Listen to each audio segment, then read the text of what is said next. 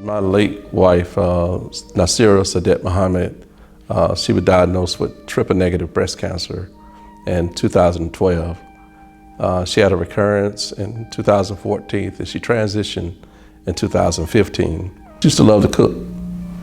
And so one day she told me when she really couldn't cook that much, she said, "Come on in the kitchen, I'm gonna show you how to cook a few things till I'm able to do it again." Well, I went in the kitchen feeling intimidated because I cooked breakfast food, grill, but that was foreign territory. So, but now, a few years later, 6 years later, after going into the kitchen, from the recipes that she dictated to me, I become to find a safe place in the kitchen.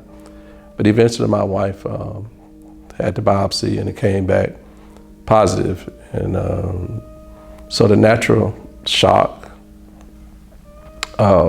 took place. But in that moment, I asked the doctor, could I have a moment with my wife? And so when she walks out the room, I just held her hand up and began to pray with her. And she eventually comes back, the doctor, and tell me the path. And so in her talking, I just said, "Doc, what can I do to help my wife?" And she said, after surgery, she won't be able to do a lot of things. I said, "I understand." And then she said this, "But many men leave their wives when they're diagnosed." And that hurt me, probably not as equal, but I could not imagine. I knew that would be my lot. But it impacted me knowing that happens. And on her journey, she found out at different camps that there were a lot of men who had left their wives. So my battle began right then, during the diagnosis, what she was told.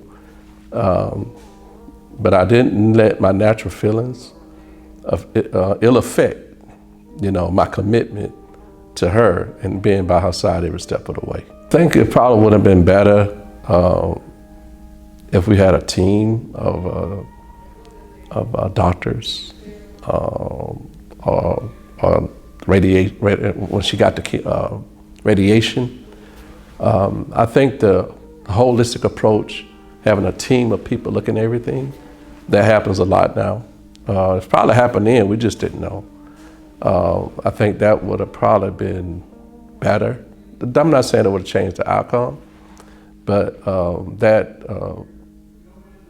that approach with different people, because it's a very serious situation. Even if you doing other things, sometimes it's always better to have but when you're dealing with life and death situation, I think that now what I would recommend, and I do recommend that you don't want to be under the care and it's just you and one doctor. It's better to have a team of doctors who spiritual or they have holistic approach, they have a natural, then they have convention, and you definitely will have options. The advice I would give to a caregiver is to get you a caregiver for you. Every caregiver needs a caregiver. The journey with your spouse, your wife, a family member, they are inside the ring fighting. We're not inside, but we're in their corner.